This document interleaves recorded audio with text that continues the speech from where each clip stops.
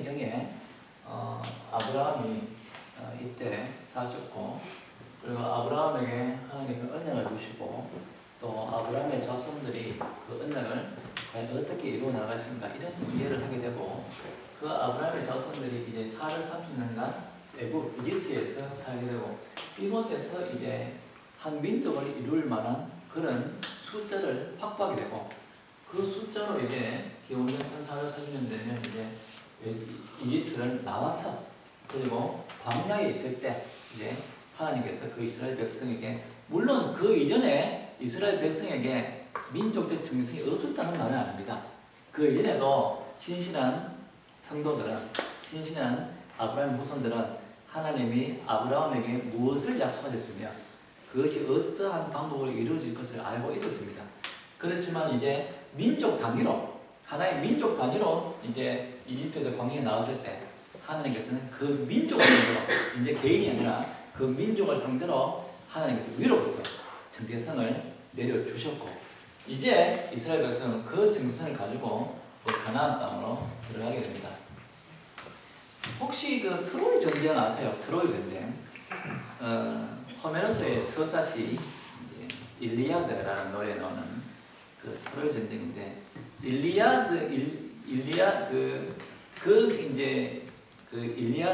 일리아드라는 것은 일리온의 노래라는 뜻입니다. 일리온의 노래. 그리고 그 일리온이 트로이 지명을 일리온이라고 합니다. 그러므로 일리온의 노래는 바로 트로이의 노래라는 뜻인데, 이 트로이에 대한 발굴도 사실은 19세기에 일어나는 이야기입니다. 독일의 슐리만이라는 고고학자가 이제 이 트로이를, 그 일리아드에 나오는 이야기를 읽으면서 모든 사람들이 그것은 그냥 호메로스가 지었는 그냥 가상의, 그야말로 막 지어낸 이야기가 아닌가 이래 생각했을 때, 이 슐레만은 물론 그 이야기는 호메로스가 만들어낸 이야기지만 그래도 트로이 전쟁은 원래 있었던 사실이 아닐까, 원래 있었던 사실을 가지고 이제 만들어냈던 이야기 아닐까 이렇게 생각하고, 이 슐리만은 그 트로이 전쟁이 있었을 법한 지역을 실제적으로 발굴하게 되고 땅을 파게 되고,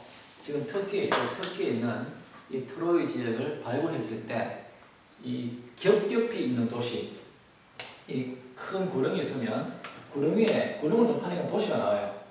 근데 도시를 파니까 밑에 또 도시가 나와요. 겹겹이 파있는 도시를 발굴하게 되고, 이 겹겹이 있는 도시 중에 하나가 아마 트로이 전쟁이 있어났던 그 도시일 것이다 라고 이제 추정을 하고 있는 것이죠. 트로이 전쟁은 여러분 잘 아시겠지만, 이제 뭐 어떤 이런 일이 있어가지고 이제 그리스 연합군이 이제 트로이를 이제 공격하는데, 아무리 공격해도 잘 안 돼가지고 마지막에 이제 나무로 된 목말을 만들어가지고 그 안에 이제 그리스 군사들이 숨어 있고, 근데 그게 뭔지 모르는 이 트로이 사람들이 그걸 성 안으로 끌어들이자 밤에 그 목마에서 사람들이 나와서 이제 트로이를 점령했다는 그런 이제 트로이 전쟁 이야기가 있습니다. 그 마냥 트로이 전쟁에 대해서는 우리가 뭐 어떻다, 이렇다, 저렇다 명확한 근거를 알 수 없지만, 어쨌든 간에 그런 전쟁이 있었다는 것은, 이제 처음에는 이 에게 문명에서 크레타 섬에 살던 사람들이 가장 큰 영향력을 발휘했다면 적어도 이전에, 이후에는 아마도 이 미케네 사람들과 트로이 사람들이 서로 경쟁하는 그런 이제 이 에게해의 구도가 그 다음의 구도가 아니었을까 이렇게 생각하는 거죠. 그렇다면 이제 크레타 문명이 이제 힘이 약해지고, 이제 미케네와 트로이가 막 이렇게 서로 경쟁하면서 미케네 사람들이 또 미케네 문명을 일으키고 트로이 사람들이 트로이 문명을 일으키고, 이런 시점에 이제 이 이스라엘 백성들은 이제 가나안 땅으로 진입하게 됩니다. 아까 전에 말씀드렸지만 그 하나님이 주신 정체성을 잘 이해하지 못한 사람들은 광야에서 죽게 되고, 그 다음 세대의 사람들이 이제 여호수아의 인도에 따라 이 가나안 땅으로 들어가게 됩니다. 하나님의 나라는 어떻게 이루어질까요? 이 어떻게 사사시대에 이 여호수아와 또 많은 사사들 시대의 이스라엘 백성이 이 땅을 어떻게 점령하는가 하는 걸 보면 정말 우리는 실감할 수 있을 것입니다. 과연 하나님 나라는 어떻게 이루어지는가? 여리고성이 어떻게 함락된지 우리가 잘 압니다. 이 세상 일반적인 사람들이 상상도 할 수 없는 방법, 있을 수 없는 방법으로 그 여리고성을 점령하게 되고, 또 그런 있을 수 없는 일에 이스라엘 백성이 순종했을 때 실제로 백성을 함락하게 되고, 또 그 외에 이스라엘 백성이 이쪽은 우리가 점령할 수 있지 않을까 싶어서 점령하실 때는 실패하게 되는 일. 그리고 사사기에 우리가 성경을 보면 우리가 만나게 되는 여러 구절 중에 우리 가슴에 확 와닿는 구절이 하나님께서 이런 말씀하셨죠. 이 민족을 내 손에 붙였나니, 이 민족을 내 손에 붙였나니 싸우라는 거예요. 붙이시고 싸우면 이기는 거예요. 안 붙이시고 싸우면 무조건 지는 거예요. 그것이 보여주는 것은 전쟁의 승패는 전적으로 하나님께 달려있다는 거예요. 전쟁의 승패가 군사력에 있는 것이 아니고, 전쟁의 승패나 전략에 있는 것이 아니고, 물론 지금 이 약속의 땅 이외에 다른 지역에서는 전쟁의 승패가 전략이 있겠죠. 다른 지역에서는 사람이 많으면 이기겠죠. 무기가 좋으면 이기겠죠. 그렇지만 지금 이 하나님의 언약을 이루어 나가고 있는 이 약속의 땅에서는 그러한 전술이, 그러한 세상의 합리주의가 전혀 통하지 않는다는 거예요. 여기는 군사가 많으냐 적으냐 간 문제가 아닌다는 것이죠. 기도원이 어떻게 싸운지 아시잖아요. 하나님이 군사를 점점 줄여나가는 걸 우리가 성경에서 보지 않습니까? 그것은 하나님의 나라는 사람의 전술, 사람의 생각, 사람의 노력에 의해서 하나님의 나라가 이루어지는 것이 아니라, 하나님의 나라는, 즉 하나님의 은혜는 전적으로 하나님에 의해서 이루어진다는 것을 이스라엘 백성에 보여주셨고, 실제로 그러한 방법으로 이스라엘이란 나라가, 이스라엘 왕국이 이제 다윗에 의해서 생기게 되는 것이죠. 그러므로 이제 우리의 교회의 정체성도 마찬가지입니다. 어떻게 교회가 이길 수 있을까요? 세상에 대해서. 어떻게 교회가 생명력을 지탱해 나갈 수 있을까요? 물론 교회가 생명력을 지탱해 나가는 방법, 교회가 세상을 이기는 방법, 그건 나중에 중세교회 그리고 종교개혁 시대에 가서 우리가 상세히 보겠지만, 명확한 사실은 교회가 생명력을 얻는 방법, 교회가 세상을 이기는 방법은 일반적으로 세상에서 상식적으로 가지고 있는 방법, 그런 방법은 전혀 통하지 않는다는 것이고, 교회가 생명력을 얻고 교회가 세상에 대해서 이기는 것은 전적으로 하나님의 일이고, 하나님께 순종함으로써 가능한 일이고, 구약시대 때는 하나님의 실제적인 음성에 귀를 기울여야 했고, 오늘 우리는 성경에 주의를 기울이면서 우리가 경청할 때 우리가 어떻게 함으로써 우리가 생명력을 얻으며, 과연 생명력을 얻는다는 것이 어떤 형태로 드러나는가 하는 것을 우리 교회는 앞으로 역사를 보면서 우리가 발견하게 될 것입니다. 그러므로 이 이스라엘 백성은 일단 이 가나안 땅에 들어갈 때부터 땅을 정복한다는 것이 사실은 이 다른 사람들이 땅을 정복하는 것과는 개념 자체가 달랐습니다. 왜냐하면 경계가 정해진 땅이었거든요. 다른 사람들은 어떤 땅을 차지하고 싶어 할까요?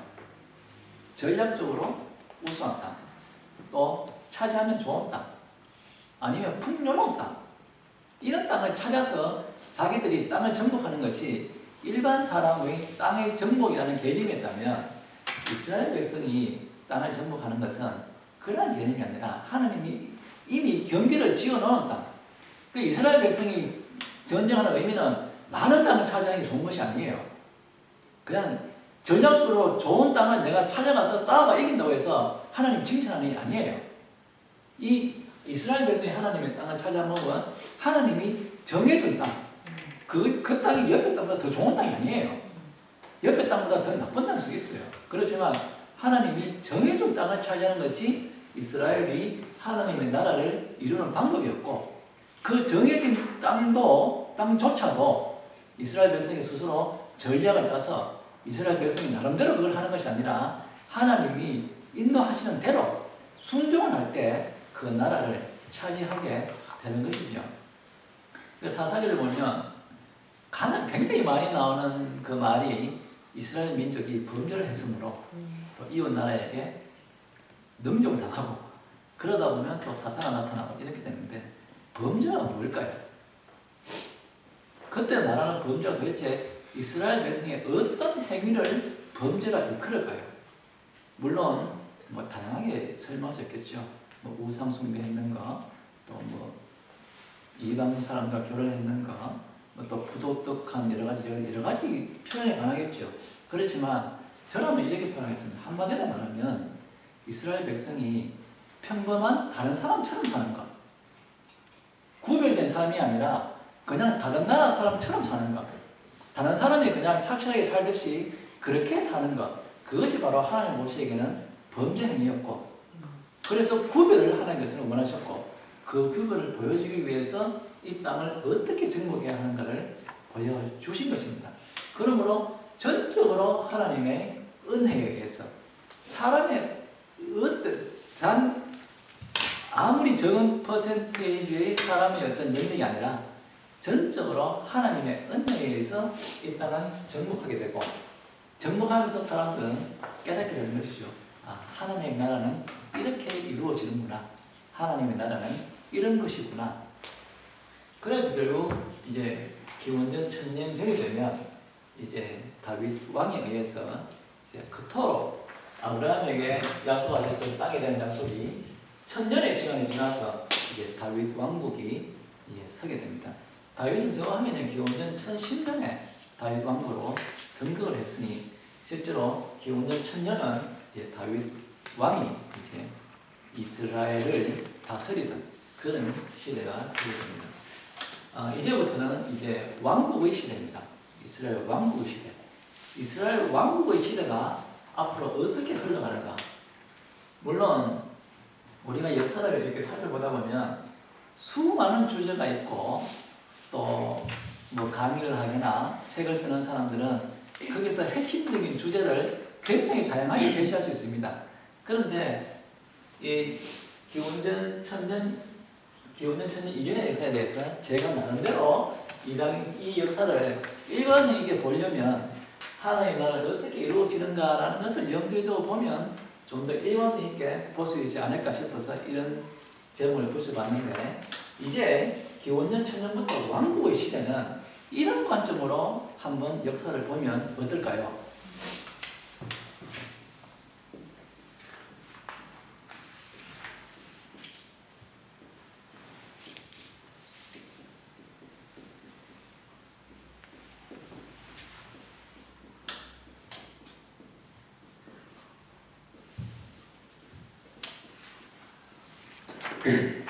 기원전 1000년부터의 왕국의 시대를 반드시 이런 관점으로만 봐야 된다는 말이 아니라 제가 한번 제안하는 겁니다. 이 1000년의 역사를 이런 예배를 살릴 것인가 나라를 살릴 것인가 이런 관점으로 한번 일관성 있게 한번 보면 어떨까 제가 한번 권유해 드리는 것입니다. 다른 사람들이 우리를 보면 그리스도인이라고 부릅니다. 맞죠? 그리스도인을 부릅니다. 왜 우리를 그리스도인이라고 부를까요? 왜 우리의 정체성이 그리스도인일까요? 왜 그리스도인이라고 불릴까요? 많은 용어 중에서도 뭐 교인이 신자 뭐 많을 텐데 왜 우리의 정체성을 가장 잘 보여주는 용어가 그리스도인일까요? 우리 개혁주의 교회가 고백하는 그 하이델베르크 요리 문답이라는 것이 있습니다. 그 하이델베르크 요리 문답에서는 왜 우리가 그리스도인인가에 대해서 우리에게 상세하게 설명해 주고 있습니다. 왜 우리는 그리스도인인가 라는 질문을 하고 거기에 대한 대답을 하는데, 그 대답은 우리가 그리스도인인 것은 우리가 그리스도의 참여하기 때문에 그리스도인이다 라는 대답을 합니다. 즉 우리가 그리스도에게 속해 있기 때문에 우리는 그리스도인이십니다. 또 다른 말로 하면 기원전을 지나서 신약교회가 생겼을 때 신약교회의 그 모습을 그리스도의 왕국이라고 표현한다면 우리가 그리스도 왕국의 백성이기 때문에 그리스도인이라 할 수도 있겠습니다. 가장 근원적으로는 우리가 그리스도에게 속했기 때문에 우리는 그리스도인입니다. 그런데 하이델베르크 요리문답에서는 계속 설명이 이어지는데 과연 그렇다면 그리스도란 무엇인가? 라는 내용으로 이어집니다. 그리스도라는 말의 뜻은 무슨 뜻일까요? 기름 부음 받은 자라는 뜻입니다. 기름 부음 받은 자. 그리스도가 기름 부음 받은 자이기 때문에 그리스도인도 기름 부음 받은 자로 살아야 되기 때문에 그리스도인이라고 표현합니다. 기름 부음 받은 직분에는 어떤 게 있을까요? 왕, 제사장, 선지자. 그리스도가 왕이시고 제사장이시고 선지자이므로 우리도 왕처럼 살고 우리도 선지자처럼 살고 우리도 제사장처럼 살아야 되기 때문에 우리가 그리스도인이라는 것입니다. 우리가 왕처럼 산다는 것은 무엇일까요? 옛날에 왕들이 이스라엘의 왕들이 적군과 싸워서 이기고 적군과 싸워서 이김으로써 나라를 구했듯이 우리도 죄와 싸워서 이겨야 되는 그런 싸움에서 승리하는 왕이 되어야 된다는 것이고 그리고 우리가 제사장처럼 살아야 되는 것은 옛날에 제사장이 하나님께 제사를 드렸듯이 오늘 우리도 우리 자신을 하나님께 드리는 제사의 삶을 살아야 되기 때문에 제사장인 것이고 구약의 선지자들이 하나님의 말씀을 선포하는 사역을 했듯이 우리 역시 하나님의 말씀을 교회 안에서와 교회 밖에서와 그리스도의 말씀을 전가하는 삶을 살아야 되기 때문에 왕, 제사장, 선지자로 살아야 되기 때문에 우리가 그리스도인이라는 것입니다. 그것이 바로 그리스도인의 정체성이고 그리스도 왕국의 정체성입니다. 그런데 이 다윗 왕국은 구약 성경에 나오는 다윗 왕국은 그리스도 왕국의 그림자입니다. 모형이죠. 성경에 나타나죠. 구약 성경은 신약의 그림자입니다. 그리고 자세하게는 다윗 왕국은 그리스도 왕국의 그림자고요. 그렇기 때문에 다윗 왕국은 어떻게 해서 운영되는 나라냐 하면 바로 기름 부음 받은 자에 의해서 운영되는 나라가 다윗 왕국입니다. 이스라엘입니다. 이웃 나라와 다르죠. 완전히 다른 개념이죠. 그러므로 이 이스라엘은 기름 부음 받은 자들이 기름 부음 받은 자에 합당한 사역을 하면 합당하게 살아가면 이스라엘 백성은 강성하게 되고 그리고 기름 부음 받은 자들이 기름 부음 받은 자의 역할을 잃어버리면 그 나라는 쇠망하게 되는 것이죠. 그러면 기름 부음 받은 자들의 역할의 핵심은 무엇일까요? 핵심은 하나님과의 교제입니다. 하나님과의 교제이고 그 하나님과의 교제의 핵심은 제사입니다. 왕은 왜 적군과 싸워서 이겨야 될까요? 왜 나라를 보호해야 될까요? 하나님과 정상적인 제사가 가능하게 하기 위해서요. 제사장은 왜 필요할까요? 합당한 제사를 드리기 위해서요. 선지자는 그런 제사가 중심이 되는 나라가 잘못되거나 아니면 사람들이 하나님의 뜻을 모를 때 정상적인 하나님과 교제를 이루기 위해서 하나님의 말씀을 전달하는 사람이 선지자인 것입니다. 왜 이런가 하는 이야기는 좀 이따가 계속 이야기를 진행하면 아시게 될 것입니다. 그러므로 이스라엘이라는 나라는 다른 나라와는 전혀 다른 나라인데 이스라엘은 나라는 그 정체성을 한마디로 표현하자면 이스라엘은 예배하는 나라였습니다. 예배를 해야 되는 나라였고 예배를 하기 위해서 존재하는 나라가 바로 이스라엘이었습니다. 다윗 왕국은 제사가 목적인 나라, 즉 예배가 목적인 나라가 바로 이스라엘이었습니다. 그러므로 예배가 살아있는 한 나라는 살아있게 되고 예배가 죽을 때 나라가 죽게 되어 있습니다. 그 일이 어떻게 일어나는지를 지금부터 한번 살펴보고자 합니다.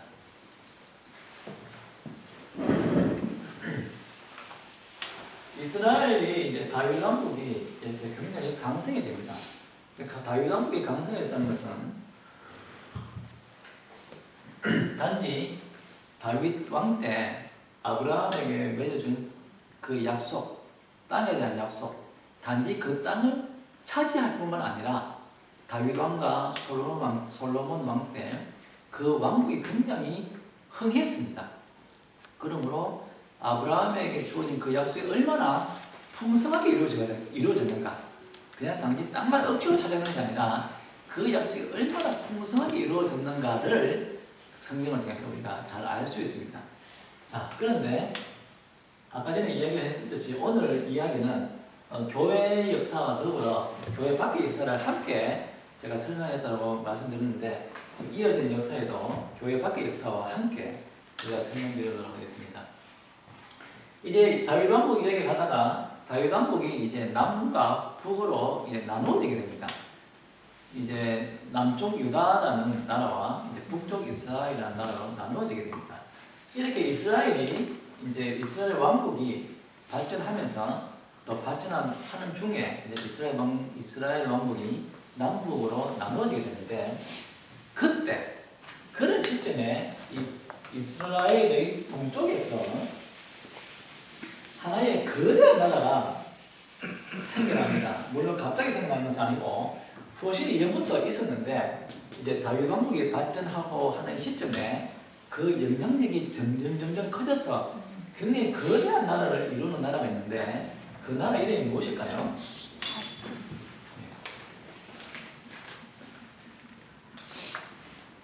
아시리아라는 나라가 점점 크게 발전하게 됩니다. 아시리아라는 나라는 우리가 흔히 아시리아는 최초의 제국이라는 말을 씁니다. 제국. 최초의 제국이라는 말을 우리가 흔히 쓰는데 원래 제국이라는 말은 황제가 다스리는 나라를 황제의 나라, 즉 제국이라고 말하는데 이때 말하는 제국은 황제가 다스리기 때문에 제국이 아니라 오늘날 우리가 제국주의 할 때 절자입니다. 제국주의 할 때. 그러므로 한 나라가, 한 민족이 주위에 있는 여러 민족들을 점령하고 그 민족들을 한 나라로 뭉치거나 아니면 뭉치지는 않더라도 다른 민족에게 굉장히 강한 영향력을 발휘하는 상태, 그러한 상태를 제국이라고 하고 그러한 측면에서 볼 때 다른 이웃 나라를 점령하고 그 나라를 다스리고 했는 것이 최초로 가장 뚜렷하게 나타나는 나라가 아시리아이기 때문에 아시리아를 최초의 제국이라고 합니다. 그런데 우리가 한번 생각해보면 이 당시의 지리적 지식을 생각한다면 오늘날의 우리 지리적 지식이 아니라 이 당시의 지리적 지식을 생각한다면 아시리아가 품었던 꿈은 사실은 세계 정복이었습니다. 이 당시의 지리적 지식을 따지자면 우리가 요 지역을 차지해야지가 아니라 우리가 우리 눈앞에 보이는 모든 땅을 점령하고 말리라 하는 그런 세계 정복이 아시리아의 꿈이었습니다. 마치 바벨탑을 쌓을 때 우리가 바벨탑을 쌓음으로써 우리가 흩어지지 않음으로써 우리가 무언가 세계에서 강한 격진력을 가진 공동체를 만들려 했다면 흩어지지 않음으로써 우리가 어떤 우리만의 공동체를 만들려 했다면 그의 아시리아는 우리가 눈에 보이는 것을 전부 다 우리가 점령해서 우리가 정말 세상을 차지하는 이 세상에 다른 어떠한 적도 그것이 적이 설령 신이라 하더라도 우리를 당내지 못할 그러한 나라를 이루고 말리라 하는 의도에서 이 아시리아는 큰 나라를 이루어 나갔습니다. 그런데 이 아시리아가 바로 이제 이스라엘을 침략하게 됩니다. 이스라엘 침략에서 이제 이 아시리아와 북쪽 이스라엘이 전투를 하게 되고 그 전투에서 이제 북쪽 이스라엘이 멸망하게 됩니다. 북쪽 이스라엘이 멸망하는 것은 기원전 722년에 되면 이제 북쪽 이스라엘이 멸망하게 됩니다. 722년에 북쪽 이스라엘 수도인 사마리아 성이 점령을 당하게 돼서 북쪽 이스라엘은 완전히 멸망하게 됩니다. 그런데 성경에서는 북쪽 이스라엘 멸망 이유를 무엇이라고 이야기할까요? 북쪽 이스라엘은 도대체 왜 멸망했을까요? 물론 쉽게 생각하자면 힘이 없으니까 멸망했겠죠. 아시리의 군대가 쳐들어오는데 어떻게 당해냅니까? 힘이 없으니까 망했겠죠. 라고 생각한다면 그냥 주위에 여러 사람들이 생각하는 방식입니다. 그런데 성경에서는 절대 북쪽 이스라엘의 멸망 원인이 그것이 원인이라고 말하지 않습니다. 북쪽 이스라엘이 멸망했는 이유는 바로 예배를 살리지 못했기 때문입니다. 다시 말하면 왜 예배를 훼손했기 때문입니다. 자, 북쪽 이스라엘은 소위 말해서 쿠데타에 의해서 일어나는 왕국입니다. 쿠데타에 의해서 이제 여로보암이라는 사람이 국가 체제를 전복함으로써 쿠데타를 일으킴으로써 이제 북쪽 이스라엘이라는 나라를 만들었습니다. 그래서 이제 남쪽과 북쪽이 됐죠. 그런데 이 여로보암에게는 한 가지 걱정이 있었습니다. 백성들이 자꾸 남쪽 유다로 넘어가더라는 것이죠. 계속 뭐 영국이 넘어가는 게 아니라 자꾸 넘어갔다 오더라는 거죠. 넘어가는 이유는 다른 것이 아니라 남쪽 유다에 예루살렘 성전이 있으므로 그 성전 제사 때문에 백성들이 자꾸 넘어갔다 오더라는 거죠. 그 여로보암과 어떤 통치자의 생각에 자꾸 넘어갔다 오는 건 좋은 현상은 아니거든요. 왜냐하면 자꾸 넘어가다 보면 마음이 걸로 쏠리게 되고 그러다 보면 북쪽 이스라엘 백성들이 점점 남쪽 유다를 갈망하게 되고 그러다 보면 북쪽 이스라엘이 흔들릴 수 있다고 생각하는 거예요. 그래서 이 여로보암은 백성들이 넘어가지 않을 수 있는 방법을 생각해냅니다. 그게 무엇일까요? 바로 예루살렘 성전에 가지 않고서도 제사를 지낼 수 있는 새로운 예배 방식을 만들어냅니다. 그래서 베델과 단에 금송아지를 세우고 그리고 산당을 세우고 예루살렘 성전이 아닌 가짜 성전을 세우고 그리고 제사장 아무나 사람을 택해서 제사장을 세우고 절기를 마음대로 정하게 해서 틀린 방법, 새로운 방법, 전혀 다른 훼손된 방법으로 예배를 드릴 수 있는 방법을 만들어냅니다.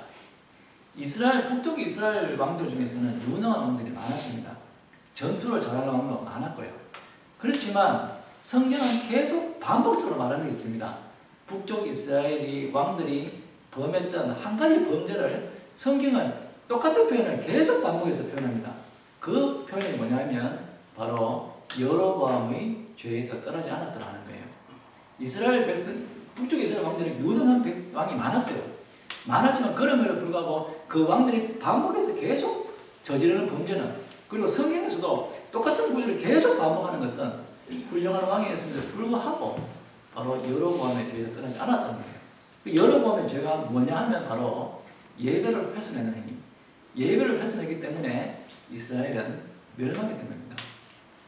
이스라엘이라는 나라의 정체성은 나라를 살리기 위해서 노력하면 나라는 망하게 되어 있었어요. 나라를 살리려면 군사력을 키우게 됐고 또 나라를 살리려면 다른 전략을 생각하게 됐고 또 나라를 생각하면 외교를 생각하게 되는 거예요. 그것을 중점으로 생각하고 예배를 점점 훼손해 나가거나 소홀히 나가면 그 민족의 정체성이 없어지고 그렇게 되면 하나님과 교제가 단절되게 되고 하나님은 그거를 가장 나쁜 죄악을 받기 때문에 그 나라는 심판을 받게 되어 있는 것입니다. 그래서 예배를 훼손했다는 그 이유, 다른 이유는 없습니다. 예배를 훼손한 그 이유 때문에 북쪽 이스라엘은 722년에 아시리아의 살만에셀 왕에 의해서 북쪽 이스라엘은 멸망이 됩니다. 북쪽 이스라엘은 멸망했어도 남쪽 유다 왕국은 멸망하지 않았습니다. 왜 그랬을까요? 왜 북쪽 이스라엘이나 남쪽 유다나 군사력이 누가 더 뛰어났을까요? 어떻게 해서 북쪽 이스라엘은 멸망했는데 남쪽 유다 왕국은 멸망하지 않았을까요? 자, 살마네셀이라는 아시리아의 왕이 북쪽 이스라엘 침공해서 722년에는 북쪽 이스라엘이 멸망합니다. 살마네셀을 사라곤 2세라는 왕이 살마네셀을 이었고, 사라곤 2세를 이은 왕이 우리가 잘 아는 산헤립이라는 왕입니다. 산헤립 때는 사실 이 아시리아 왕국의 최고 전성기였습니다. 아까 전에 말씀드렸던 아시리아의 수도 니네베, 그 니네베라는 도시를 건설한 왕이 바로 산헤립이라는 왕입니다. 이 산헤립 왕 때 다시 정식으로 예루살렘을 침공합니다. 그런데 이 아시리아가 북쪽 이스라엘을 침략했지만 남쪽 유다 왕국도 아시리아는 여러 번 침공했습니다. 그래서 비록 북쪽 이스라엘이 멸망했을 때 남쪽 유다 왕국, 즉 예루살렘이 보존되어 있었지만 사실은 상처투성이 나라였습니다. 그런데 이제 이 산헤립 왕 때 다시 전례를 받아들면서 예루살렘을 침략해 들어갑니다. 이 산헤립이 랍삭이라는 성경이 나오죠. 랍삭이라는 장군을 보내서 이제 예루살렘을 포위합니다. 포위하고 랍사네가 유다 방언으로 유대인들을 막 모욕합니다. 포위되어 있는 이스라엘의 그 예루살렘의 심정이 어떨까요? 세계 제국 아시리아인데 그것도 아시리아의 최전성기 때 최전성기 산헤립 왕 때 이제 아시리아 군대가 예루살렘 성을 포위했을 때 예루살렘 거민의 심정이 어땠을까요? 그때 이스라엘의 왕은 히스기야 왕이었습니다. 근데 이 히스기야 왕은 이제 이사야 선지자에게 사람을 보냅니다. 그래도 좋은 왕이죠. 선지자에게 보냈다는 것이. 선지자 이사야 선지자에게 상황을 알리니 이사야 선지자는 두 가지 대답을 합니다. 하나는 염려하지 마십시오. 지금 이스라엘 왕국은 멸망하지 않습니다. 라는 한 가지 사실과 또 한 가지는 지금 예루살렘을 침공하고 있는 아시리아의 산헤립. 근데 성전을 새로 짓는 것이 쉽지 않습니다. 벽돌이 없어도 쉽지 않은 것이 아니라 방해꾼들이 있어서 그래요.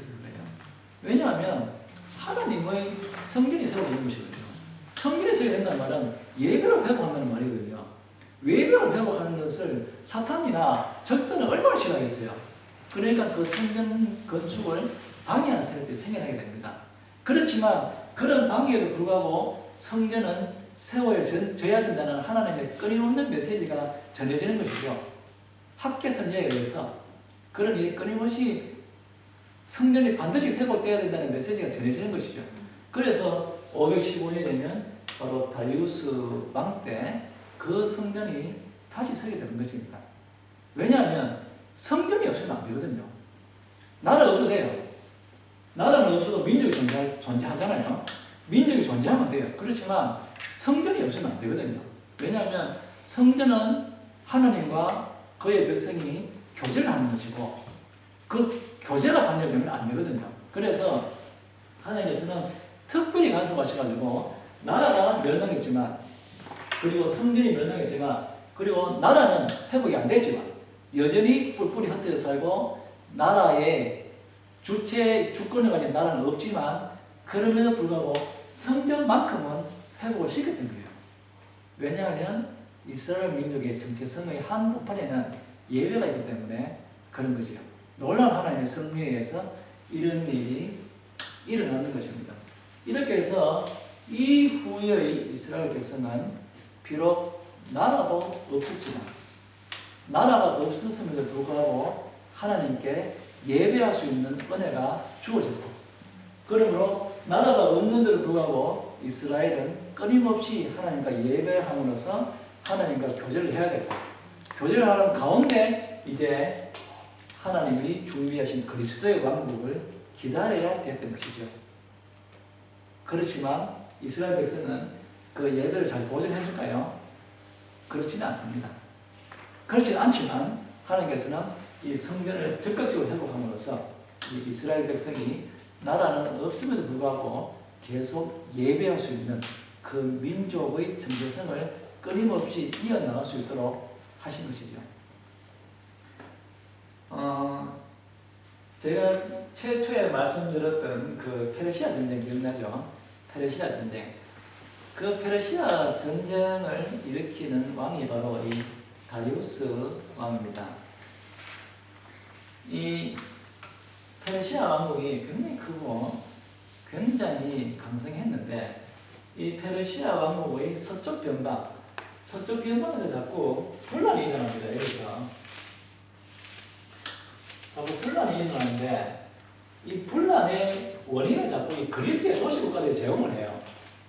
이 페르시아에 대해서 자꾸 반응을 하는 것이죠. 그래서 이 페르시아의 다리우스 왕이 생각할 때 이 그리스의 도시국가들을 좀 공격하지 않는 한 이쪽 서쪽 변방이 늘 불안하겠다. 늘 그 분쟁의 씨앗이 끊이지 않겠다 해서 이 다리우스 왕은 이 페르시아 전쟁을 감행하게 됩니다. 그래서 이 바다를 건너서 이제 침략하게 되는 것이죠. 그래서 그 유명한 마라톤 전투가 이제 일어나게 됩니다. 원래 400주년이 되면 이 다리우스가 이 아테네 연합군과 이 마라톤 평원에서 마라톤 전투가 팍 일어나는데 여기서 누가 이겼을까요? 아테네 연합이 이겼죠. 이겼으니까 이기는 것을 막 49km 뛰어가가지고 성전을 알리고 죽었다는 그 이야기가 나오지 않습니까? 물론 그 이야기는 사실이 아닐 확률이 많아요. 그래서 일단 그 이야기가 전해 내려요. 이렇게 다리우스가 침략을 했지만 이 다리우스는 이 전쟁에서 성공하지 못하고 이제 다리우스는 죽게 되고 다리우스를 이은 왕이 크세르라는 왕입니다. 이름이 어렵죠? 이 영어로 쓰면 이름이 쉬운데 이 한글로 쓰면 어렵습니다. 이게 이 다리우스를 이어서 이제 크세스 왕이 이제 왕이 되는데 이 크세스 왕이 다리우스 왕의 그 정신을 잇기 위해서 다시 침략하게 됩니다. 그래서 이제 480년이 되면 이제 그리스 연합군과 바다에서 접전하게 되는데 거기서도 이 크세스 왕이 패하게 됩니다. 그래서 이제 이 페르시아는 그리스의 도시 국가들은 점령하지 못하고 이제 페르시아 전쟁을 단념한 상태가 되는 것이죠. 그런데 이 시점에 이제 성경에는 한 가지 굉장히 극적인 이야기가 기록되어 있습니다. 그것은 이 페르시아에 있던 사람들이 유대인 대량 학살을 공모하게 됩니다. 유대인들을 대량으로 죽이기 위해서 음모를 짜게 돼요. 그런데 이제 그 사실을 알게 되고 이제 그 유대인들을 대량 학살하려는 그것을 이제 저지하게 되죠. 그래서 이제 에스더가 이제 등장하게 됩니다. 그래서 이제 에스더의 역할이 성경에 기록되어 있고 결국은 그 페르시아의 사람들이 유대인들을 대량 학살하려는 그 시도는 이제 좌절적으로 맙니다. 그 왕이 이제 아하수에로라는 왕입니다. 그런데 이 아하수에로라는 왕은 성경에는 나타나지만 역사책에는 아하수에로라는 왕이 나타나지 않아요. 그러므로 시기를 볼 때 그 아하수에로 왕이 누구일까? 이렇게 추측하다가 그냥 시기적으로 볼 때 가장 유력한 왕, 그 아하수에로 왕일 가능성이 가장 높은 왕이 바로 이 크세스 왕입니다. 그러므로 이 크세스와 아하수에로 왕이 동일 인물일 가능성이 많아요. 그래서 어떤 성경 역본에는 아하수에로라는 이름을 아예 대신에 크세스라는 이름으로 번역해 놓은 성경 역본도 있습니다. 그렇지만 그것이 뭐 100% 그렇다고 말할 수는 없어요. 그렇지만 이 아하수에로 왕이 크세스의 확률은 상당히 많습니다. 그러므로 이 크세스 왕 때 그 페르시아 사람들이 유대인을 대량 학살을 했는 그때 하나님께서 그 민족을 보호하시는 사건이 성경에 기록되어 있는 것이죠. 즉 지금 나라는 없습니다. 나라는 없는데 나라가 없는 경우에 민족이 없어질 수도 있거든요. 그런 나라 많아요. 나라가 멸망하면 로마 그렇잖아요. 로마는 그런 큰 나라가 있었지만 로마는 나라가 멸망 후에 로마에는 없어요 지금. 그 뒤에 라틴 사람은 존재하지 않아요. 민족은 없어지고 우리나라에 고구려 사람도 없어지고요. 나라가 없으면 민족이 없을 수 있어요. 그렇지만 이스라엘 민족도 그래요. 나라가 없기 때문에 민족이 없을 수 있어요. 그렇지만 하나님이 나라는 없지만 민족은 보호하신다는 것이죠. 왜냐하면 그 사람들이 소망에 대한 그리스도 왕국이 있기 때문에 그 민족은 하나님께서 없애지 않는다는 거예요. 하나님의 굉장히 특별한 섭리죠. 그 에스더를 통해서 하나님이 그 민족을 보존하셨다는 것은 에스더의 어떤 영담을 우리에게 전달해 주는 것이 아니라 그러한 사건을 통해서 하나님께서 끝까지 그 민족을 지키시는, 즉 그리스도의 왕국을 맞이하기 위해서 그 민족을 끝까지 지키는 하나님의 섭리를 보여주신 것이죠. 그러므로 그 민족은 끊기지 않습니다. 그 민족은 중단되지 않고요. 그러므로 나라는 없어요. 그렇지만 끝까지 보존되는 그 나라는 나라가 없는데도 불구하고 하나님께서 적극적으로 펴고가신 이 성전을 통해서 그 하나님의 나라가 유지되게 되고 나라가 없음을 위해서 앞으로 다가올 그리스도의 왕국을 소망해야 될 그런 이스라엘 백성이어야 되는 것이죠. 이 그세스 왕이 이제 이렇게 돼서 페르시아 전쟁이 끝나고 난 후에 이제 이스라엘 민족들은 유대인들은 또다시 이제 귀환을 계속하게 됩니다. 이제 에스더와 느헤미야에 의해서 이제 계속 이제 본국으로 이제 돌아오게 되는데 느헤미야 때에 이제 성경에는 또 한 가지 굉장히 이제 우리에게 감동적인 이야기를 우리에게 들려주고 있는데 그 이야기가 바로 예루살렘 성벽을 쌓는 이야기입니다. 성벽을. 나라도 없는 땅에 성벽을 왜 쌓을까요? 그죠? 나라도 없는 땅에 성벽을 쌓으면 그게 뭐 성벽을 쌓는다고 해서 그 예루살렘이 페르시아 땅이 아닙니까? 그게 아니지 않습니까? 그런데도 불구하고 느헤미야는 예루살렘 성벽을 쌓습니다. 그 바빌론에 의해서 파괴됐던 그 성을 보수하는 것이죠. 그 성을 보수하기 전에 예루살렘은 이웃 민족들로부터 자꾸 침략을 당합니다. 이웃 민족이 수시로 예루살렘 들어가지고 예루살렘 거민을 괴롭히고 뭐 빼앗아가고 예루살렘 거민들이 자꾸 당하는 거예요. 이웃 주민들에게. 이웃 주민들에게 당하는 게 문제가 아니에요. 이웃 민족들에게 이리 치고 저리 치다 보니 그 예루살렘에 살던 사람들이 예루살렘 거민으로서의 정체성을 확보를 못하는 거예요. 뭐 이래 치면 이래 치고 저래 치면 저래 치고 예루살렘 거민으로 가져야 될 그 정체성이 있지 않습니까? 뭔가요? 예루살렘 성전에서 회복된 예루살렘 성전에서 예배를 하면서 그 예배를 통해서 그리스도의 왕국을 소망해 주는 그런 굉장히 존귀한 역할이 있는데 그 존귀한 역할을 유지를 못하는 거예요. 이쪽에서 쳐들어오면 또 해보고 피해 의식만 계속 쌓여가는 거예요. 성전 제사는 점점점 엉망이 되고 그래서 이제 느헤미야 선지자는 성벽을 새로 쌓습니다. 성벽을 쌓아서 이 예루살렘의 의미를 새롭게 합니다. 의미를. 그 예루살렘이란 땅을 막기 위해서 성벽을 쌓는 것이 아니라 그 예루살렘의 의미를 살리기 위해서 성벽을 쌓습니다. 정거는 그렇습니다. 예루살렘 성벽을 쌓고 나서 그 다음에 어떤 일이 벌어졌을까요? 뭘 했을까요? 성경에서는 뭐가 나올까요? 이어서 물론 포로로 귀환한 사람들의 명단이 나오지만 그 명단 바로 이어서 나오는 이야기가 에스라가 율법을 낭독하는 감동적인 이야기가 따라 나옵니다. 그 이야기는 뭐냐면 율법을 낭독하기 위해서 그 성경을 쌓는 거예요. 즉 율법이 그 도성에서 하나님이 율법이 살아있게 하기 위해서 하나님이 율법이 살아있다 한다는 말은 그 도성에서 하나님의 예배가 정상적으로 훼손되지 않고 방해받지 않고 예배가 살아있게 하기 위해서 느헤미야 선지자가 그런 성벽을 쌓는, 그리고 느헤미야가 보수에 있는 그 성벽 안에서 다시 그 하나님의 율법이 울려 퍼지는 그런 굉장히 감동적인 이야기가 이제 나타나고 있는 것입니다.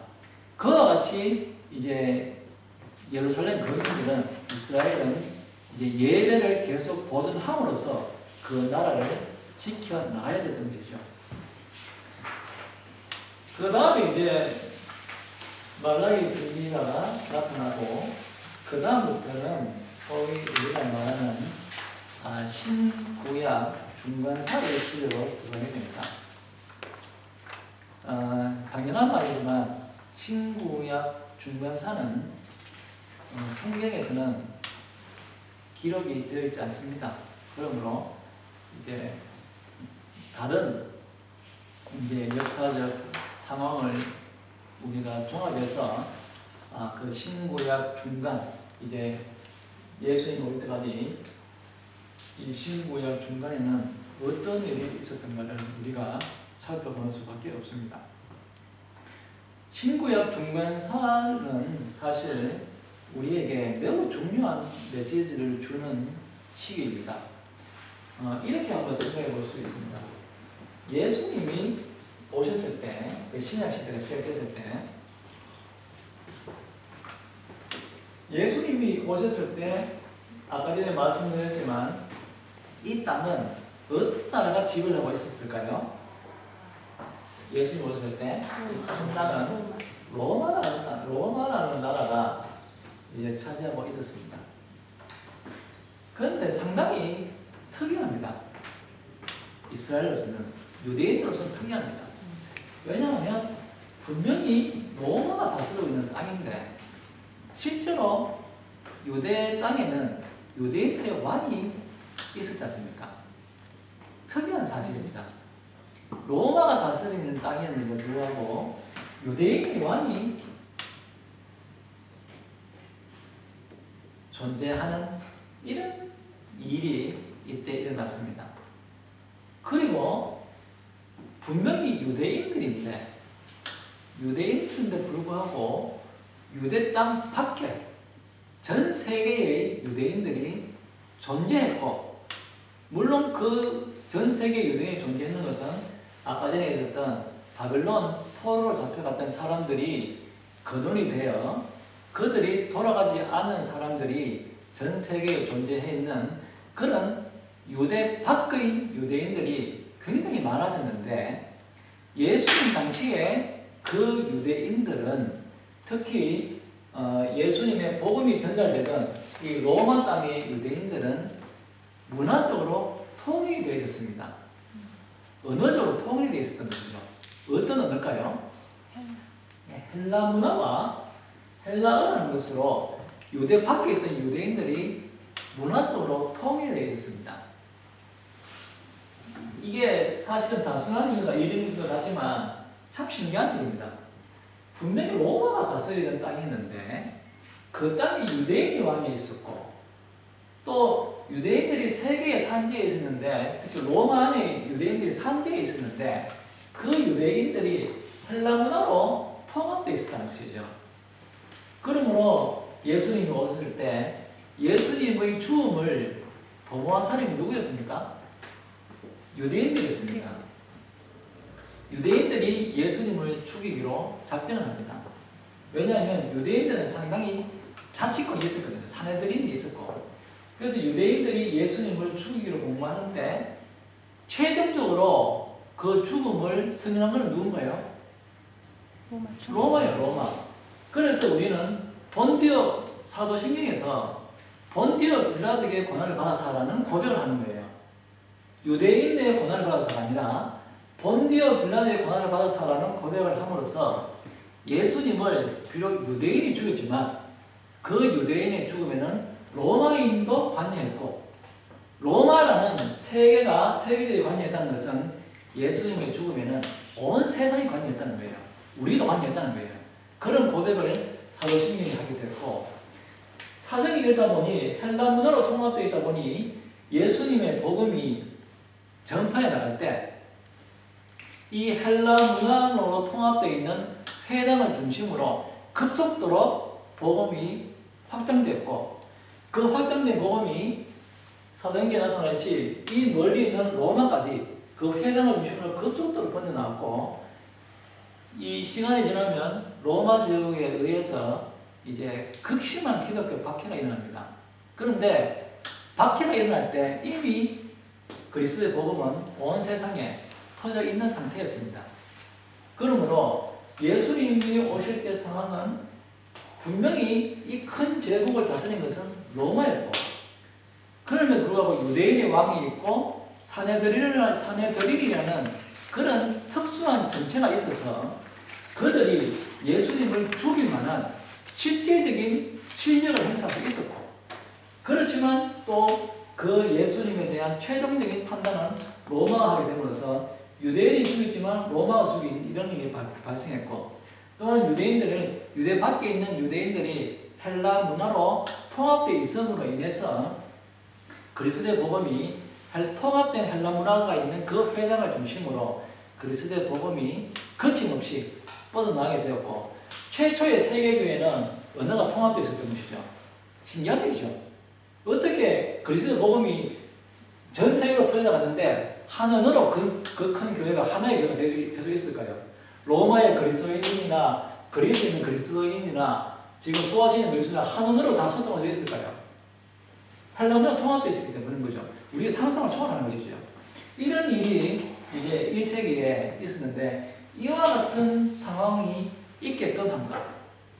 이와 같은 상황을 만들어낸 것이 바로 신구약 중간사의 사건들입니다. 그래서 그러므로 신구약 중간사의 이야기를 보면 예수님이 오시는 대로 막 이렇게 진입에 들어가는 것 같아요. 예수님이 오시는 곳으로 막 쫓아들어가는 것도 역사가 그렇게 보여요. 그리고 사람들이 예수님이 오실 걸 기다리는 것 같은 느낌이 들어요. 그런데 기다리는 부류는 두 부류예요. 중간사를 보면 어떤 부류는 그리스도의 왕국을 기다리는 사람이 있는가 하면 또 어떤 사람은 예수님을 기다려요. 왜 기다리냐면 예수님을 살해하기 위해서 기다려요. 사람들이. 예수님을 살해하기 위해서 기다리는 사람들의 무리의 움직임들이 보여요. 그러므로 예수님이 오실 때 이와 같은 그 모양, 그 형태를 만들어내는 것, 그 형태가 있게끔 한 역사적 사건들이 바로 신구약 중간 사이에 자세히 기록되어 있고 그것을 통해서 이렇게 해서 예수님이 오시는 그런 것들이 준비되었구나 이런 것들을 이제 우리가 짐작할 수 있습니다. 그래서 이제 이 중간사라는 것은 이제 방금 얘기했듯이 중간사를 대표하는 단어를 이야기하라면 역시 헬레니즘입니다. 헬라 문화. 이 헬라 문화라는 것이 바로 이 중간사에 굉장히 큰 역할을 하게 되는 것이죠. 헬레니즘이라는 것은 이렇게 발생됩니다. 여기서 이제 아까 전에 페르시아 전쟁을 보았죠. 페르시아 전쟁을 보았는데 이제 시간이 지나면 이 그리스의 국가들이 점점 강해지는 중에 이제 이 그리스의 북쪽에 있던 이 마케도니아 지방에서 굉장히 어떤 뛰어난 천재적인 장군이자 왕이 나타나고 그 왕이 이제 다시 페르시아를 쳐들어가는 일이 발생하는데 그 왕 이름이 알렉산더라는 왕입니다. 그런데 알렉산더에 의해서 이곳은 이제 헬레니즘, 즉 그리스 문화가 전파됩니다. 그렇지만 이 그리스 문화는 물론 알렉산더가 이제 전파한 것은 틀림없지만 이 헬라 문화의 가장 뿌리에는 역시 이 그리스의 문화, 즉 아테네를 중심으로 한 그리스의 문화가 그 중심에 있습니다. 아테네 이야기를 잠시 하고 이제 헬레니즘 이야기를 해야 되겠습니다. 아테네는 성경에 아테네가 나오죠. 어디 나올까요? 예, 그 사도 바울이 이제 성경을 할 때, 소위 말하는 제2차 성경을 할 때, 이 아테네로 이제 사도 바울이 들어가게 됩니다. 근데 아테네에 들어갔던 사도 바울은 아테네에서는 조금 색다른 기록이 있어요. 다른 데 비해서. 다른 도시의 사도바울이 갔을 때는 회당을 가거나 아니면 어딘지는 모를 어디인가 가서 이제 복음을 전거합니다. 그런데 이 아테네에 갔을 때도 물론 아테네에 가자마자 이 사도 바울은 회당을 찾게 됩니다. 회당을 찾게 되는데 회당을 방문한 이후에 어떤 특별한 곳에 가서 복음을 전파합니다. 어디 갔을까요? 아니 아니고 그 성경 이제 저희가 옛날 성경이라 가지고 지금 성경이 어떻게 되는지 모르겠는데요. 제 성경에는 아레오바고라고 되어 있는데 거기는 사도행전 17장에 뭐라고 나와 있습니까? 아레오바고라고 나와 있습니까? 뭐라고 나와 있습니까? 새 성경에는 사도행전 17장에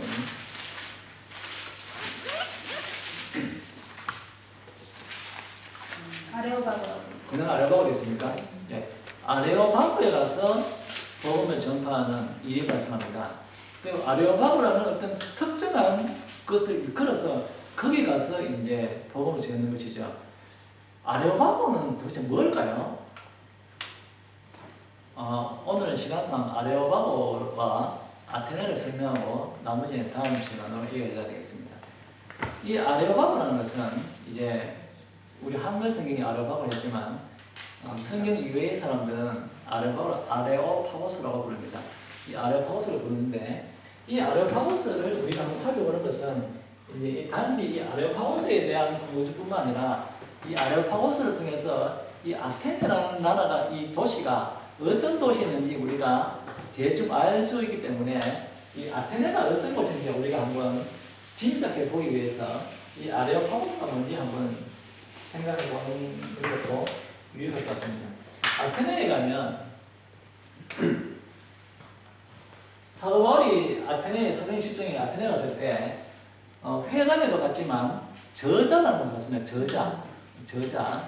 저자는 우리말로 하면 시장이지만 엄격하게 시장이 아니라 아고라라는 곳인데 이 아고라는 광장인데 거기는 관청도 있고 학문하는 곳도 있고 토론장도 있고 하는 이런 사람들이 모여서 그야말로 사람들이 모이는 곳, 모여서 정치인도 모이고 장사도 하고 그런 곳이 이제 저자 아고라인데 지금도 아테네에 가면 이 저자가 아고라가 있습니다. 고대 아고라. 그럼 여기는 뭐 이런 건물도 있고 뭐 여러 가지 뭐 많이 있습니다. 아고라. 그런데 이 아고라에서 저 멀리 보면 높다른 바위산이 있고 옆에 작은 언덕이 여기 하나 있습니다. 그러면 이 높은 산 위에 굉장히 큰 신전이 하나 붙어 있는데 이게 이제 파르테논 신전이라고 있습니다. 요거를 이제 아크로폴리스라 부르고 수많은 신전들이 모여 있는 바위산이 여기 아크로폴리스라고 불리는 곳입니다. 그리고 여기에 저자에서 보면 멀리 아크로폴리스가 보이고 조금 가까이에 아크로폴리스 옆에 작은 돌로 된 바위로 된 언덕이 하나 있는데 이 언덕 이름이 바로 아레오파고스 언덕입니다. 그러므로 아테네 사람들이 사도 바울을 아레오파고로 끌고 갔다라고 했을 때 저자에 있는 이 광장에 있는 사도 바울을 잡아서 이 아레오파고스 언덕으로 끌고 갔다라고 생각할 수 있습니다. 그런데 한 가지 문제점은 이 아레오파고스라는 것이 이 언덕의 이름이기도 하지만 이 아레오파고스는 아테네에 있던 어떤 조직, 정부 조직의 이름도 아레오파고스였어요. 그 조직은 이런 조직입니다. 고대 그리스나 로마에는 우리 동양과 달리 어떤 독특한 정치 체제가 하나 있는데 그 정치 체제가 뭐냐면 귀족은 귀족대로 어떤 정치 체제가 있고 또 평민은 평민대로의 정치 체제가 있어서 서로 이렇게 견제하고 서로 균형을 이루는 이런 정치 체제가 있었어요. 그래서 로마에도 로마 원로원이 있고 로마 민회가 있었습니다. 그런데 그리스에도 그랬어요. 귀족회의인 원로원이 있고 그 다음에 평민들의 집합체인 민회가 있었습니다. 그런데 그 귀족회의인 그 귀족회의 원로원, 그 원로원의 이름이 바로 아레오파고스였어요.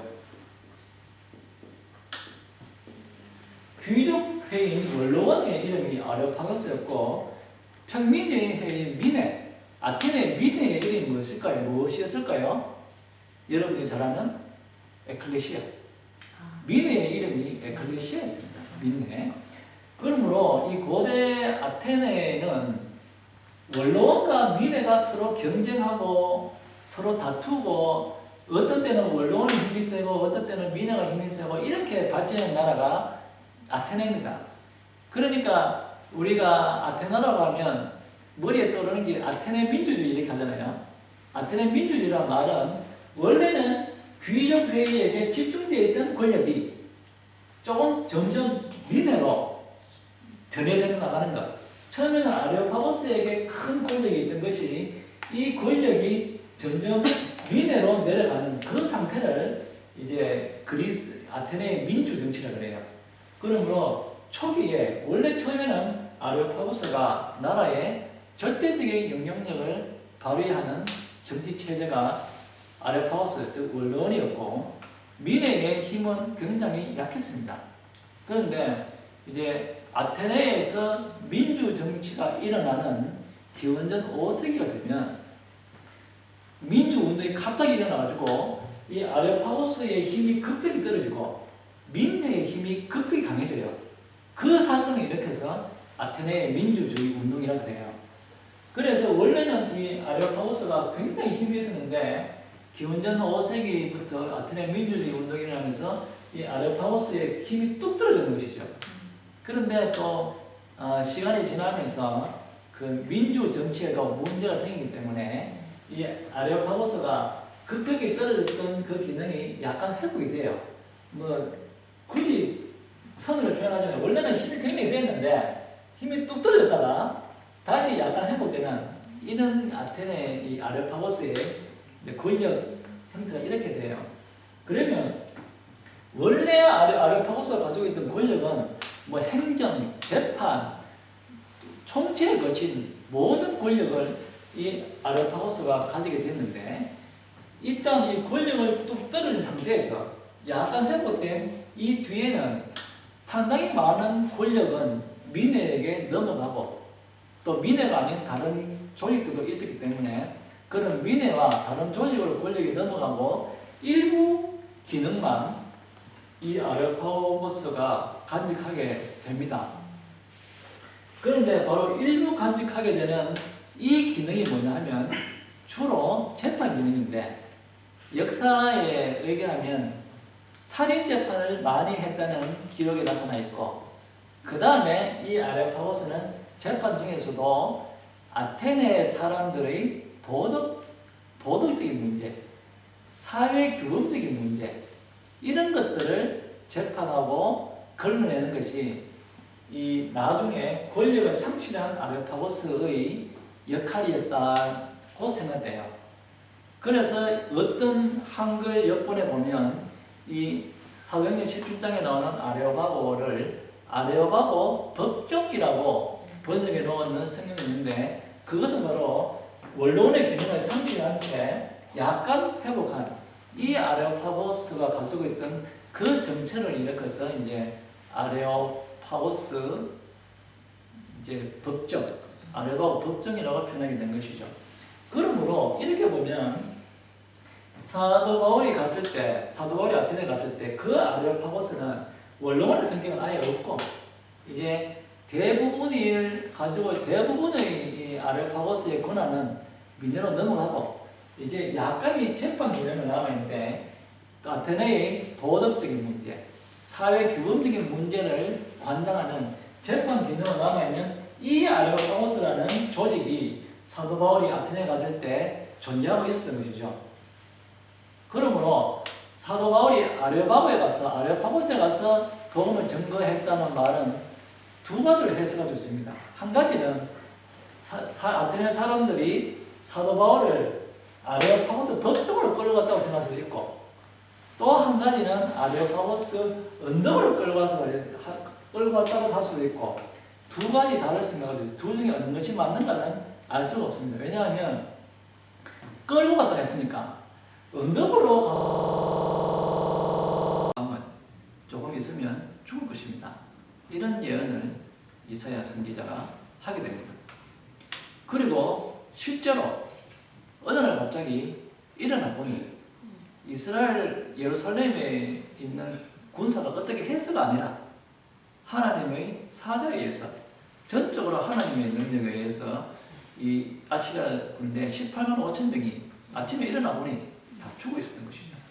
그리고 이 산헤립 왕도 실제로 아시리아에서 암살을 당해서 죽게 됩니다. 그래서 예루살렘 왕국은 보존됐던 것이죠. 예루살렘 북쪽 이스라엘은 멸망했는데 남쪽 유다 왕국의 예루살렘은 왜 멸망하지 않았을까요? 전적으로 하나님이 남겨두신 겁니다. 어떤 힘이 있어서가 아니라 있어서가 아니라 하나님이 남겨주신 겁니다. 그렇다면 남쪽 유다 왕국은 예배를 훼손하지 않았는가? 여러분 잘 알다시피 예배를 엄청나게 훼손해왔습니다. 산당 예배를 끊임없이 드렸습니다. 끊임없이 산당 예배를 하기 때문에 하나님께 예배를 훼손했기 때문에 원칙으로는 남쪽 유다 왕국도 멸망을 했어야 됐습니다. 그런데 하나님께서는 남겨두신 것이죠. 기회를 주셨는지 어떤지 어쨌든 하나님은 남겨두셨습니다. 남겨주셨고 만약에 이스라엘 백성이라면 예루살렘 거민이라면 깨달아야 됐습니다. 왜 북쪽 이스라엘이 멸망했으며 남쪽 유다 왕국 예루살렘은 지금 남아있는데 남아있는 것이 전적으로 하나님의 은혜이므로 지금 예루살렘은 뭘 해야 했을까요? 예배를 회복해야 됐습니다. 예배를 회복했어야 돼요. 그런 결심을 했어야 돼요. 그렇기 때문에 하나님께서 남겨두신 것이고 그런데 이 예루살렘의 왕들은 히스기야라 이런 왕들은 여전히 회개하지 않았어요. 여전히 범죄를 했고 여전히 산당 제사를 지냈습니다. 그런데 역시 하나님께서 그렇게 예비를 하셨는지 이제 이스라엘 남쪽 유다의 왕 중에서도 이제 이 하나님의 의도, 이스라엘 백성의 흥망은 어디에 달려 있는가를 인식했는 왕이 그 뒤에 남아 있었습니다. 누굴까요? 요시야 왕의 계획이 일어납니다. 이스라엘은 북쪽 이스라엘이 멸망했고 남쪽 유다 왕은 지금 상처투성입니다. 지금 아시리아 때문에 유다 왕국이 엉망이에요. 예루살렘은 남아있지만 나라는 점점 쇠퇴하고 있어요. 이런 때에 왕들은 무엇을 할까요? 무엇을 해야 됐을까요? 보통 왕들이면 무엇을 했을까요? 정비했겠죠. 군사도 정비하고 무기도 바꾸고 안 그러면 뭐 아시리아에 가서 뭐 외교 인정을 하든지 어떻게든지 나라를 살리려 했겠죠. 어떻게든지 나라를 살리려 했기 때문에 나라는 점점 멸망을 받는 거예요. 그런데 어떻게 해야 나라가 사는지를 알았던 왕이 바로 요시야 왕인 겁니다. 그래서 요시야 왕은 대대적인 계획을 일으키는데 무슨 계획을 일으켰을까요? 요시야 왕이 도대체 했는 계획이 뭘까요? 바로 예배의 계획입니다. 성경에 보면 요시야 왕은 성전을 수리했습니다. 그리고 성전에 있는 우상을 드러냈습니다. 그리고 율법책을 발견해서 율법책을 읽게 했고 율법에 맞게 절기를 지켰습니다. 그래서 성경에는 요시야 왕만큼 율법을 준수한 왕은 그 이전에도 없었고 그 이후에도 없다고 했습니다. 그러므로 이 요시야 왕만큼은 과연 이 하나님의 왕국, 이 다윗 왕국, 유다 왕국은 어떻게 해야 유다 왕국이 살고 어떻게 해야 유대 왕국은 죽는지를 알았던 왕인 것이죠.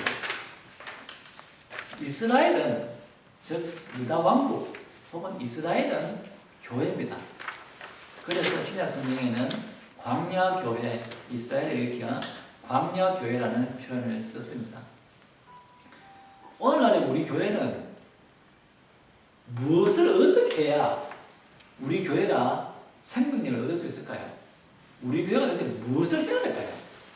우리 교회가 우리 교회뿐만 아니라 우리들의 교회들이 무엇을 해야 교회로서의 생명력을 발휘하고 실제로 힘이 있는 역동적이 있는 교회가 될 수 있을까요? 무엇을 바꾸고 무엇을 개혁해 나가야 될까요? 성경이 우리에게 주는 교훈은 한 가지밖에 없습니다. 우리는 예배를 살리고 예배가 살리면 그 교회는 생명력을 얻게 되고 예배가 훼손되게 되면 예배 이외에 다른 것을 아무리 잘 짓더라도 교회 건물이든지 인간관계라든지 뭐든지 간에 예배 이외에 아무리 모든 것을 그럴듯하게 장치를 하더라도 예배가 훼손되면 그 교회에는 정체성이 있을 수 없다는 것이고 그리고 남들이 보기에 그 교회가 아무리 초라해 보이더라도 아무리 작고 아무리 숫자가 적고 아무리 어떤 형편이라도 그 교회에 예배가 살아있으면 그 교회는 생명력이 있는 교회라는 것이고 그 교회는 생명력을 전파하는 교회가 될 것이라는 것을 구약 성경이 우리에게 주고 있는 중요한 메시지인 것이죠. 요시야 왕 때에 이제 아시리아도 이제 점점 쇠퇴해져서 요시야 왕이 개혁을 일으킬 때쯤 아시리아도 이제 그 힘을 완전히 잃게 됩니다. 그리고 이 새로운 민족, 다른 새로운 민족이 와서 이제 이 아시리아의 수도 니네베를 공격하게 됩니다. 어떤 나라일까요? 바벨론.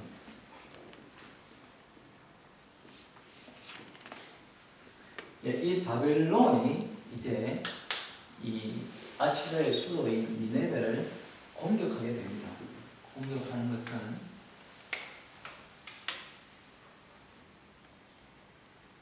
(612년이) 되면 이 바벨론의 군대가 이 니네베를 공격하게 되는데 아시리아로서는 이 바벨론 군대를 당연히 할 수가 없었습니다.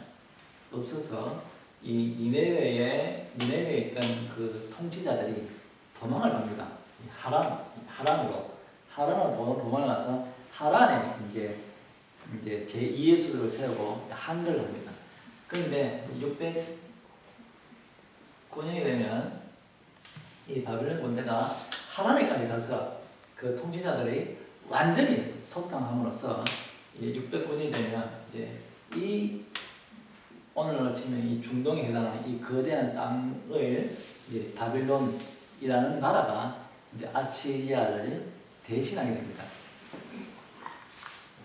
그리고 이제 아시리아가 완전히 멸망했는데도 불구하고 아직 아시리아의 장당들, 아시리아의 자녀 세력들이 제국에 존재하고 있었고 그 자녀 세력과 이집트가 서로 손을 잡고 이제 아시리아 제국의 부흥을 동원하게 되는데 그 동원하는 사람들을 605년이 되면 다시 한번 소탕함으로써 이제 605년이 되면 완전히 이제 이 아시리아의 자녀 세력이 없어지게 됩니다.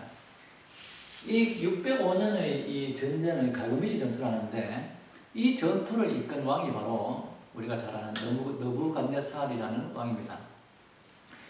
느부갓네살 왕은 이런 생각을 하지 않았을까 생각이 됩니다. 아시리아가 왜 그렇게 강한 아시리아가 멸망했을까?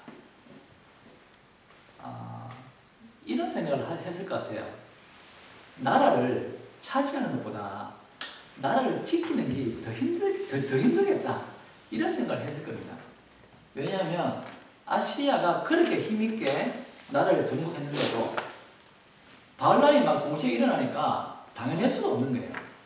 그 나라를 차지하는 것도 힘들지만 지키는 것이 그만큼 힘들다는 것을 이 느부갓네살 왕은 알았던 것 같아요. 그래서 이 느부갓네살 왕은 통치 방법에 있어서 변화를 주게 됩니다. 아시리아보다 좀 더 좋은 방법은 없을까? 좀 더 잘 다스린 방법 없을까라는 생각을 하다가 그 중에 하나 생각한 것이 무엇이냐면 각 피지배 민족들 중에 굉장히 우수한 사람들을 바벨론의 수도가 바벨론입니다. 바벨론으로 데려오는 거예요. 굉장히 우수한 사람들을 바벨론으로 데려와서 그들에게 정말 잘 대해주고 그들에게 바벨론식의 최상의 교육을 시키고 그 사람들을 제국의 통치에 활용을 한다면 좀 더 좀 원활한 통치가 되지 않을까 이런 생각을 했습니다. 그래서 여러 피지배 민족의 우수한 사람을 데리고 오는 그런 정책을 폈습니다. 그래서 605년에 가위미시 전투가 있은 후에 느부갓네살은 예루살렘에서 예루살렘의 우수한 인재들을 바벨론으로 데리고 갑니다. 그때 바벨론을 받는 사람들 무리 중에 다니엘이 있었습니다. 605년에 다니엘을 비롯한 우수한 유대인들이 이제 바벨론으로 가게 되는 거죠. 이런 일이 몇 차례 있었습니다. 598년이 되면 두 번째로 또다시 예루살렘에서 우수한 사람들을 데리고 가는데 이 두 번째 바벨론 포로에는 에스겔이 포함되어 있을 거예요. 이렇게 해서 원래는 예루살렘에 있던 유대 땅에 있던 우수한 인재들이 차츰차츰 수도 바벨론으로 건너가게 됩니다. 그러다가 급기야 이제 기원전 586년이 되면 이제 느부갓네살 왕이 이제 예루살렘을 본격적으로 침공하게 됩니다. 이제 바벨론 군대와 이 예루살렘은 사실은 그 적수가 되지는 않죠. 이 거대한 제국 바벨론이 가는데 그 예루살렘이 어떻게 당해내겠습니까? 그때 이 느부갓네살을 이 바벨론 군대가 침공할 때 그때 이제 유다 왕국의 이제 왕이 시드기야라는 왕이었습니다.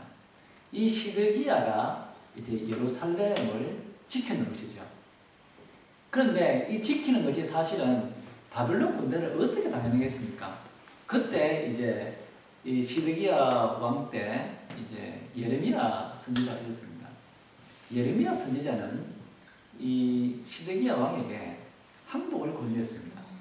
항복하자고 했습니다. 시드기야 왕은 끝까지 싸우자고 했습니다. 끝까지 싸워야 될까요? 항복해야 될까요? 도성인데요. 하나님의 도성인데요. 성전이 있는 도시인데요. 성전이 있는 도시인데 어떻게 항복을 할 수 있을까요? 상식적으로. 죽더라도 싸워야죠. 그렇지 않을까요? 시드기야는 상식적인 사람이죠. 상식적인 사람. 상식적인 사람이기 때문에 싸웠던 거예요. 이스라엘 백성들이 목숨이 두려워서 항복했을까요? 그렇지는 않습니다. 정상적인 상식이 있는 사람이라면 신앙이 있건 없건 간에 정상적이라면 하나님의 도성이고 약속의 땅이고 더더구나 예루살렘 성전이 있는 그 땅을 내줄 수는 없습니다. 그래서 시드기야는 끝까지 싸우려 합니다. 그리고 끝까지 싸웁니다. 그런데 예레미야 선지자는 항복을 권유합니다. 왜 항복을 권유했을까요? 항복을 권유한 이유가 무엇일까요? 싸워야죠. 저는 이런 생각을 해봅니다. 지금 예루살렘에 있는 거민들, 결사항전을 하는 사람들, 예루살렘만큼은 적군을 내줄 수 없다고 목숨 걸고 싸우는 사람들, 그들이 도대체 싸우는 근거가 뭘까? 무엇 때문에 싸울까? 하나님 때문에 싸울까? 아니면 종교적 집착 때문에 싸울까? 예루살렘의 의미를 알기 때문에 지키려고 할까? 아니면 이것이 우리에게 소중하기 때문에 무턱대고 지키는 것일까? 예를 들면 이런 것이죠. 예루살렘의 의미는 뭘까요? 예루살렘의 의미는 그곳에서 제사가 지내는 있는 것이 의미거든요. 예루살렘의 의미는 거기서 예배가 드려지기 때문에 소중한 도시가 예루살렘인데 지금 시드기야 왕이나 예루살렘 거민들은 예배는 훼손해 놓은 채 그 땅만 지키겠다고 애를 쓰는 거예요. 그 선지자가 보기에는 한심한 겁니다. 예배를 지금 모든 걸 내놓고 예배를 살려야 이스라엘 민족이 사는데 지금 시드기야 왕이나 이스라엘 백성은 예배는 이미 제쳐놓은 채 예배는 훼손하면 가장 중요한 예루살렘의 본질은 제쳐놓은 채 땅만 지키겠다고 하니 예레미야 선지자는 지금 중요한 것은 이 예루살렘을 지키는 게 중요한 것이 아니라 이스라엘 민족이, 즉 예루살렘 거민들이 예배에 대한 의미를 깨닫는 것이 중요하다고 생각했는 것이죠. 즉 예루살렘에 대한 의미를 깨닫는 게 중요한 거지, 그 의미도 모른 채 무조건 지키는 것이 중요하지는 않다는 것이 예레미야 선지자의 생각이었고, 또 하나님께서 심판을 하신다는 것은 하나님께서 회복을 전제를 하고 있기 때문에 지금 오히려 예루살렘이 심판을 당하더라도, 적군의 칼에 당하더라도, 당하고 나서 회개를 해서 예배의 소중함을 회복하는 것이 낫지, 지금 예배는 제쳐둔 채 그 땅에만 집착해서 지키는 것은 의미가 없다고 생각하는 것이죠.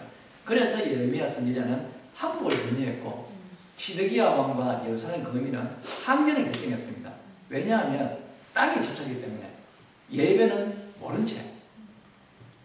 이스라엘 역사는 계속 동일한 것 때문에 고민해 오고 있습니다. 지금 나라는 멸망의 위기에 있습니다. 교회는 교회가 지금 엄청난 위기 앞에 있습니다. 교회가 위기 앞에 있으면 교회가 해야 될 일은 예배의 회복이었습니다. 요시야 왕처럼. 그렇지만 요시야 왕과 같은 왕이 있었지만 이스라엘 대부분의 왕들은 예배는 되쳐주고 교회는 어떻게 살리는 방법이 없을까?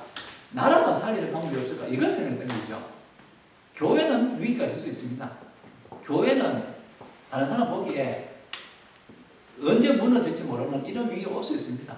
교회는 무엇을 해야 될까요? 예배를 회복해야 되는 것입니다. 다른 모든 걸 떠나서. 그렇지만 많은 경우에는 예배는 제쳐둔 채, 원래 교회가 가야 될 본인의 의무는 제쳐둔 채 다른 방법으로 교회를 살릴 일은 없을까? 다른 방법으로 우리가 어떻게 교회를 튼튼하게 할 방법은 없을까? 개인은 어떨까요? 제가 전에 보기에 제 인생의 엉망이에요. 제 인생의 엉망이라면 무엇을 해야 될까요? 예배를 회복해야 되고 내가 예배에 잘 참여하는 방법을 생각해야 돼요.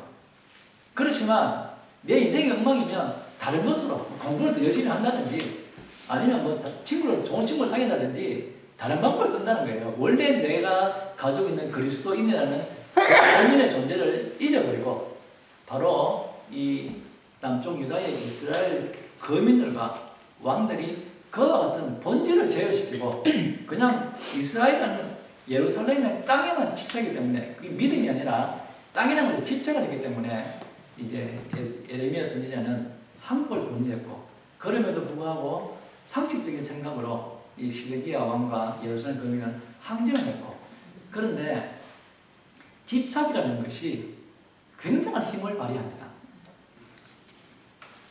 원래 본연의 믿음이 아니라 그 집착이라는 것이 얼마나 힘을 강하게 발휘했던지, 그 집착을 가진 그 잘못된 자부심을 가진 그 사람들이 사는 예루살렘을 바벨론이 점령하는데 1년 반이 걸립니다. 이렇게 강력한 바벨론 군대가 그 도시 하나를 점령하는데 1년 반이 걸립니다. 횟수는 3년이 걸려요. 그 말은 교회의 본질을 잃어버린 상태에서 그 종교적 집착만으로도 실제로 그만한 힘을 발휘한다는 거예요. 교회가 그렇다는 거예요. 종교심이 원래의 교회의 본질이 없는 상태에서도 다른 사람 보기에는 교회가 그만큼 튼튼한 교회로서의 역할을 할 수 있다는 거예요. 그렇지만 그건 사실 껍질의 강건함이지 본질은 없어져 버린 것이죠. 바로 그러한 일이 기원전 586년에 이제 일어나게 돼서 이제 이스라엘이라는 나라는 남북 통틀어서 하나님의 그 나라는 이제 586년에 멸망을 하게 됩니다. 이 바벨로니아는 정말 강한 나라였습니다. 강한 나라였고, 우리 그것도 보셨어요. 고대 세계의 7대 불가사의라는 게 있었습니다. 7대 불가사의. 불가사의라는 것은 사람의 상식으로는 도저히 접근할 수 없는 어마어마한 건축물들, 어떻게 사람이 이런 건축물을 만들었을까 해서 고대 세계에는 7대 불가사의가 있었는데 그 중에 하나가 이 바벨로니아의 수도 바벨론에 있었습니다. 그게 이제 공중정원이라는 것인데, 이 공중정원은 이제 공중에 매달려서 공중정원이 아니라 그냥 이렇게 언덕입니다, 언덕. 이런 언덕입니다, 언덕. 사람이 그냥 언덕을 만들어 놓고 여기에다 이제 나무들을 심어가지고 굉장히 보기 좋게 갖고 놓은 것이죠. 오늘날로 치면 사실 뭐 불가사의가 아닙니다. 그런데 옛날에는 이게 불가사의입니다. 왜냐하면 사람이 만들어 놓는 이 언덕에 나무를 심었는데 비도 안 와요. 물을 어떻게 줘야 이 나무들이 이렇게 살 수 있을까요? 물을 어떻게 줘야 될까요? 사람이 퍼서 나갈 수는 없잖아요. 굉장히 정말 큰 이 언덕인데 오늘 치면 굉장히 큰 아파트 건물이 있는데 전기가 없는 상태에서 집집마다 물을 써야 되는데 어떻게 쓸까요? 그래서 이제 이게 불가사의가 되는 겁니다. 그래서 어떤 사람들은 뭐 이런 거 회전식으로 해서 물통을 달아가지고 밑에서 사람들이 이렇게 돌리면 이렇게 물통에 올라가서 물을 주지 않았을까 하는 사람도 있고, 또 어떤 사람들은 이렇게 해서 어떻게 하나 해가지고 이렇게 관을 뚫어가지고 이렇게 나선형으로 해가지고 밑에 물이고 해서 이렇게 돌리면 물이 쭉 올 수 이렇게 추측하지만 사실은 알 수 없고, 하여튼 이런 이제 이 세계 7대 불가사의에 해당하는 이런 것이 수도 바빌론에 있었는데, 아마도 이런 공중정원 언덕은 단순히 경치 때문에 있었던 것 같지는 않습니다.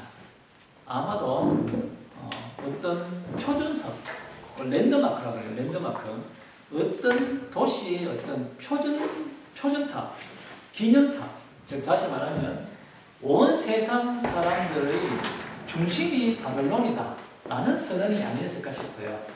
그러므로 이 수도 바벨론은 전 세계 사람들이 바로 이 바벨론을 향해야 하는, 바벨론은 뭐 세계의 중심이라는 의미에서 이런 것을 만들었을 것 같아요. 그런데 이제 바로 세계의 중심인 이곳에 이제 예루살렘에 있던 우수한 사람들이 예루살렘이 멸망하기 전에 이 바벨론으로 옮겨서 와 있었다는 것이죠.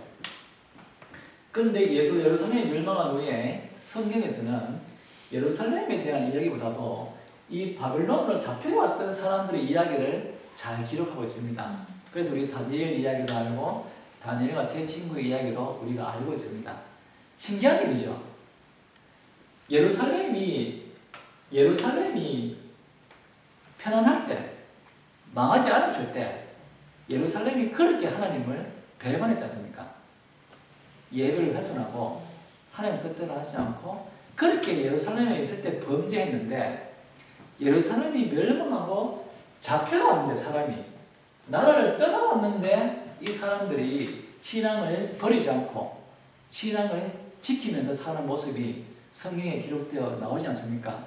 바로 하나님께서는 이런 섭리를 통해서 비록 이스라엘 민족이 예루살렘이 편안할 때 그 안에서 그만큼 큰 범죄를 저질렀지만 거기서 나온 사람들을 하나님께서 깨끗하게 하나님의 경배하는 모습을 보존함으로써 앞으로 다시 그 땅이 회복될 거라는 것. 그 지금은 심판이지만 심판으로 끝나는 것이 아니라 앞으로 이 땅이 새로운 땅으로 거듭날 것이라는 것을 하나님께서 끊임없이 보여주고 있었던 것입니다. 그런데 여기서 하나님의 정말 놀라운 섭리가 한 가지가 일어납니다. 그것은 뭐냐 하면 나라가 이렇게 멸망했는데 멸망한 지 불과 수십 년 후에, 아까 전에 제가 설명드렸지만 기원전 515년이 되면 이 성전이 다시 회복된다는 것입니다. 어떻게 회복될까요? 이 바벨론이라는 거대한 나라가 지금 예루살렘을 초토화시켰는데 성전을 완전히 무너뜨려가지고 이게 성전 제사가 불가능이 됐는데 불과 수십 년 후에 이 성전이 다시 선 거예요. 기적이 일어난 거예요. 어떻게 해서 이런 일이 있었을까 생각해 보면 정말 하나님의 섭리가 잘 드러나는 사건들이 연이어 일어나게 됩니다. 이 신바빌로니아, 이 바빌로니아라는 나라는 굉장히 강한 나라였지만 굉장히 역사가 짧은 나라입니다. 물론 바벨론의 역사는 길지만 바벨론이 거대한 나라를 이룬 역사는 정말 짧습니다. 지금 바벨론이 이 거대한 땅을 다스린 게 609년이지 않습니까? 그런데 바벨론을 이은 다음에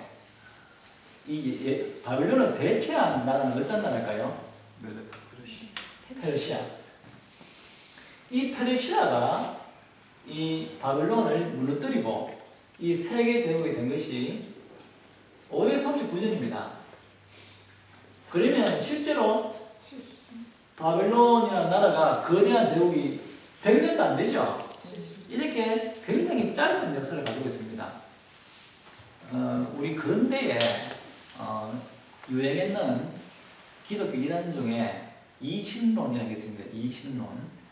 이신론의 것은 신자, 신은 신이고 이는 이성할 때 이자입니다. 이성할 때. 이성으로 하나님을 깨달을 수 있고 이성으로 하나님을 발견할 수 있다는 것이 이신론입니다.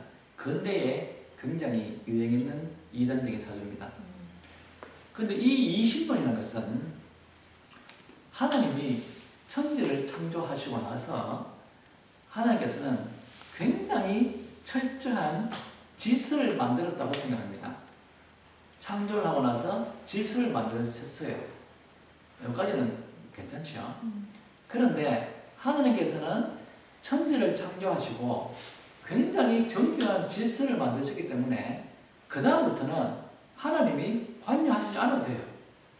그냥 하나님이 관여하시지 않아도 세상은 그 질서에 따라서 흘러나가요. 그러므로 사람은 그 질서만 잘 파악하면 하나님도 이해할 수 있고 세상도 이해할 수 있다는 것이 이신론이에요. 그러면 우리와 같은 전통적인 기독교 신앙을 가지고 있는 사람에게서는 이 이신론에서 빠진 중량이 있어요. 이신론이 굉장히 중요한 거가 빠졌어요. 그게 뭘까요? 섭리. 하나님은 창조하신 후에 계속 섭리에 나가시는데 이신론에서는 그 섭리를 빼버린 것이죠. 그냥 굴러간다는 것이죠. 지금 이스라엘이 있고 주위에 굉장히 많은 나라들이 지금 이스라엘과 섞여 있지 않습니까? 역사에서. 그러면 이런 섭리 속에서 이런 일들 속에서 하나님께서 어떻게 섭리하셨을까를 우리는 봐야 되는데 이신론자들은 즉 현대주의자들은 하나님의 섭리를 보지 않고 이때 왕들은 왜 이랬을까? 그야말로 그 정치만 이해하려고 노력하는 거예요. 예를 들면 이런 거예요. 539년에 이제 페르시아가 이 거대한 나라를 차지하는데 그 왕이 성경에 나오죠. 고레스라는 왕입니다. 이 고레스 왕이 이 페르시아의 왕이 됐을 때 고레스는 또 한 가지 생각하게 됩니다. 아시아는 왜 망했을까? 또 바벨론은 왜 망했을까? 이런 생각을 하다가 이제 고레스는 이런 생각을 하게 되죠. 역시 억압보다는 햇볕등성이 낫다 라는 것을 고레스 왕은 알았던 것이죠. 그래서 고레스 왕은 어떤 피지배 민족에도 억압을 하지 않습니다. 모든 피지배 민족에게 잘해줘요. 그들의 문화를 존중해주고 그들의 종교를 존중해주게 됩니다. 그래서 고레스 왕은 이 유대인들도 다시 고향으로 돌아갈 수 있게 하고 또 돌아가서 성전을 짓게 하는 겁니다. 그러므로 이 후대의 역사가들은 고레스는 왜 이런 정책을 폈을까? 그러니까 고레스는 좀 더 세상을 잘 다스리기 위해서 혹은 좀 더 편안하게 다스리기 위해서 혹은 반란이 없게 하기 위해서 고레스는 이런 정책을 폈고 또 고레스가 그런 정책을 펴다 보니까 우연히 또 유대인들이 다시 고향으로 돌아올 수 있게 되고 그러다 보니 우연히 예루살렘 성전이 생기게 됐구나 이렇게 생각하게 되는 것 그런 것들이 바로 이신론적인 사고라는 것입니다. 그렇지만 성경에서는 그렇게 설명하지 않습니다. 성경에서 어떻게 설명하나요? 성경에서는 하나님께서 고레스를 감동하사 고레스를 감동시키기 때문에 하나님의 섭리에 의해서 고레스에게 그런 일이 발생했던 거예요. 물론 고레스는 그렇게 생각도 있었겠죠. 피지역 민족을 잘 다스리게 했을 마음이 있을 수 있어요. 그렇지만 그 모든 일들이 일어나게 된 근본적인 동기는 바로 하나님께서 고레스를 감동시키기 때문에 그런 겁니다. 자, 그렇다면 정말 놀라운 일들이 발생해요. 586년에 이 강력한 바빌론 군대가 남쪽 유대양을 멸망시켰는데 멸망시키고 얼마 되지 않아요. 얼마 되지 않고 나서 바빌론이 멸망해요. 왜냐하면 이 바빌론은 느부갓네살이라는 왕 개인의 재능에 크게 의존했던 나라예요. 그래서 이 느부갓네살 왕이 죽으니까 그 이후에 이어지는 왕들이 힘을 발휘하지 못하게 됐고 그래서 멸망했던 거죠. 그렇지만 그것이 하나님의 섭리라는 것이에요. 섭리에 의해서 539년이 되면 이제 이 땅을 페르시아가 차지하게 되고 이 페르시아를 차지하는 그 고레스 왕에게 하나님께서 특별히 간섭하셔가지고 이스라엘 민족을 다시 보내게 되는 거예요. 왜 다시 보냈을까요? 이 고레스 왕이 사람을 보내고 고레스를 이어서 캄비세스라는 왕이 이어지고 캄비세스 왕 때 구데타가 일어나요. 구데타가 일어나서 구데타에 의해서 성기는 다리우스 왕이 됩니다. 이 다리우스 왕 때 바로 일어났던 일이 성경이 재건되는 거예요. 그러므로 586년에서 515년까지 불과 얼마 되지 않은 시간 동안에 국제 정세는 이 당시의 정치는 정말 상상을 초월할 만큼 복잡한 일이 발생해요. 나라가 바빌론이 망하고 거기다가 페르시아가 등장하고 왔던 사람 다시 돌려보내고 구데타 일어나고 다리우스가 또 왕이 되고 엄청난 접변 속에서 일어난 결과는 무엇인가 하면 성전이 다 있었다는 것입니다. 이런 복잡한 정세를 통해서 다른 것은 중요한 게 아니에요. 이런 것을 통해서 하나님이 선내하신 가장 중요한 것은 바로 586년에 세워진 그 성전을 적극적으로 세웠다는 거예요. 그렇기 때문에 고레스 왕 때 이제 이스라엘 백성을 다시 돌려보냅니다. 돌려보낼 때 이제 총독 스룹바벨을 선두로 해서 유대인들이 다시 예루살렘으로 오게 되고 예루살렘에 와서 가장 먼저 시작한 일이 바로 성전을 새로 짓는 일이었습니다. 가도 끌어갔고 법정으로 가도 끌어가는 거지 않습니까?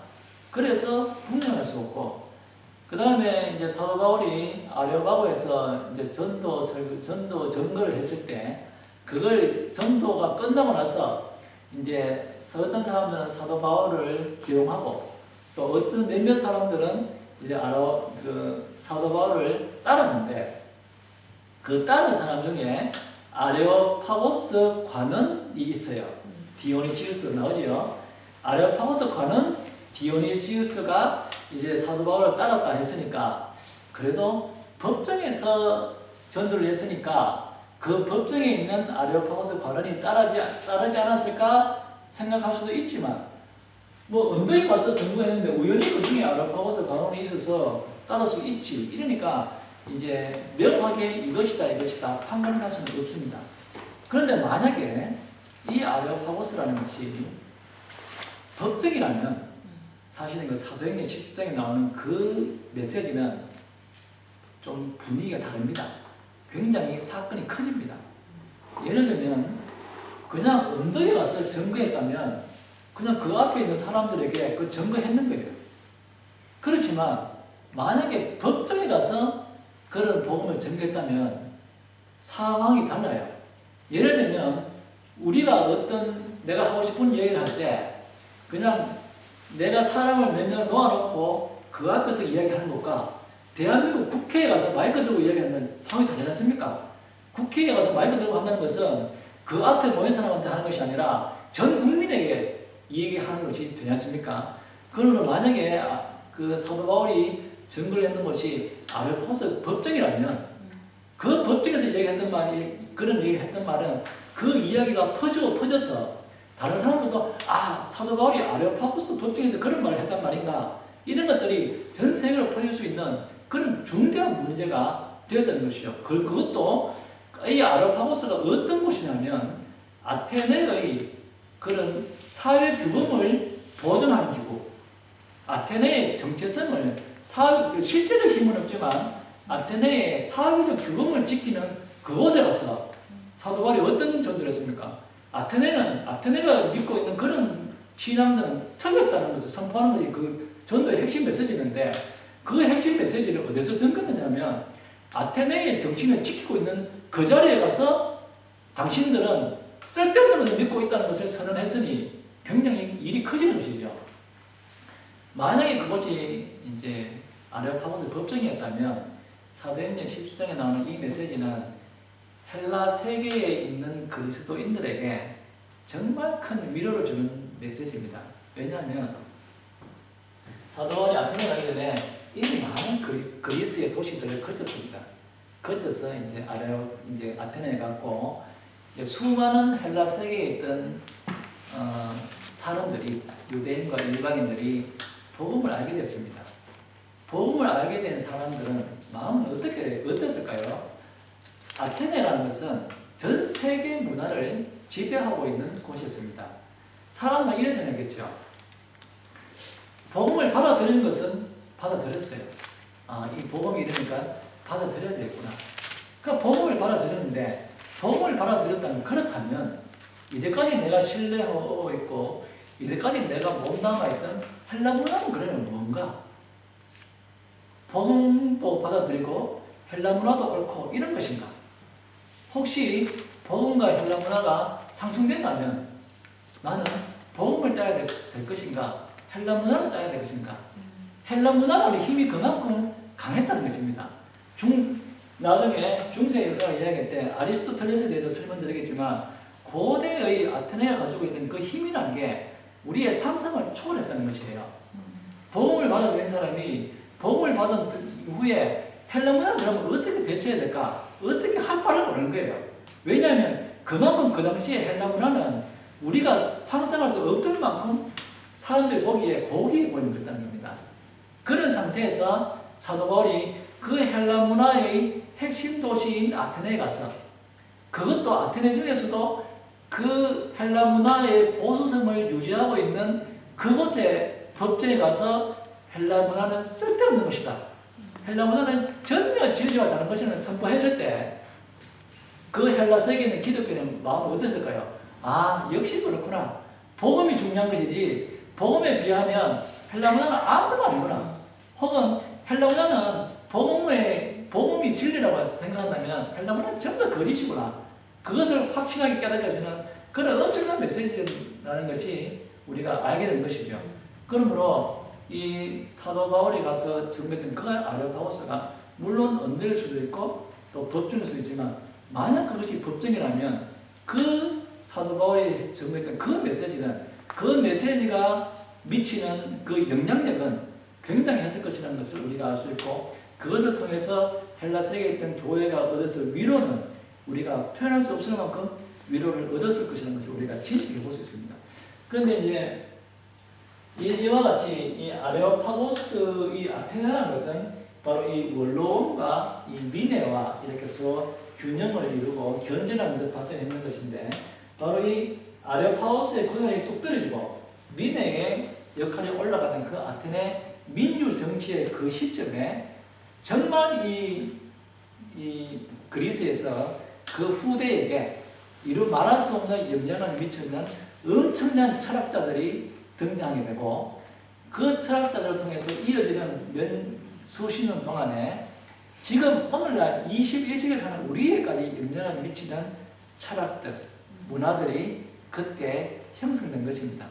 그렇게 이 아테네에 세상에서 보기에 엄청난 문화가 이곳에 형성되었고 그런데 이제 시간이 지나면서 그리스에게로 봐서는 변방이라고 여겨지던 이 북쪽에 있는 마케도니아에서 이제 강력한 권력이 생기게 되고 그 권력자가 이제 아테네를 위시한 다른 그리스의 도시 국가들을 침범해서 이제 이 그리스 전체를 어느 정도 외관상으로는 통합하게 됩니다. 그 통합한 사람이 바로 알렉산더 대왕의 아버지인 필리포스 2세라는 왕이 절대적인 카리스마를 가지고 이 그리스에서 큰 영향력을 행사해서 어떤 속은 아니더라도 겉으로나마 이 그리스가 하나의 힘을 모을 수 있는 그런 발판을 마련했고 그 발판을 기반 삼아서 이제 이 필리포스 2세 왕은 일찍 죽습니다. 암살당해 죽어요. 죽고 나서 그 필리포스의 아들인 알렉산더가 이제 왕이 되어서 이제 지난번에 페르시아가 쳐들어왔던 그것을 기억하면서 이제 우리 선조들의 원수를 내가 갚으리라 하면서 이제 알렉산더 대왕이 이제 다시 페르시아로 침공에 들어간 것입니다. 그런데 물론 다음 시간에 이야기했지만 이 알렉산더는 전투적으로 굉장히 뛰어난 천재적 전투가였고 그래서 전쟁을 할 때마다 승리했지만 이 알렉산더는 전투적인 천재였을 뿐만 아니라 굉장한 그리스적인 문화를 겸비한 사람이었습니다.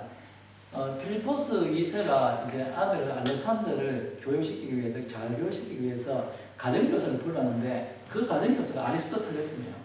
아리스토텔레스가 이 알렉산더와 나중에 이 알렉산더 원정의 힘이 되는 알렉산더와 알렉산더 친구들에게 이 아리스토텔레스가 직접 그리스 문화를 교육시켰고 그 교육을 받은 알렉산더 대왕과 알렉산더 대왕 친구이기 때문에 침공에서 들어갔을 때 이곳에 단순히 나라가 들어간 것이 아니라 그 전쟁했는 그 땅에 그리스 문화를 전파하게 됐고 그 전파했는 문화가 토양이 돼서 나중에 예수님이 오셨을 때 문화적 토양이 되는 헬레니즘이라는 어떤 문화 형태 그런 문화 형태를 이제 이루게 되는 것입니다.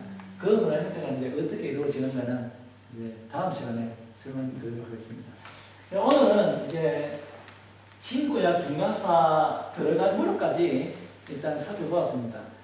물론 세세한 것도 중요하지만 좀 크게 전체적인 중요한 것들 한번 새겨보시고 오늘 집에 가시거든 물론 세세한 것도 세세한 거지만 그것보다는 일단 중요한 것 아브라함부터 지금 신구약 중간사까지 역사가 주로 어떻게 중요한 사건들을 거치면서 왔는가 그리고 물론 반드시 그런 건 아니지만 제가 제시했는 관점 기원전 1000년 전까지 하나님의 나라가 어떻게 이루어지는가 하는 관점 그리고 왕국부터는 이 왕국이 살려면 교회가 살려면 예배를 살릴 것인가 아니면 나라를 살릴 것인가 어떤 데 치중했어야 되는 나라입니까 이런 것들 생각하면서 과연 오늘 우리 교회는 지금 우리가 사는 교회는 어디다가 가치를 두어야 되고 무엇을 하는데 역점을 두어야만이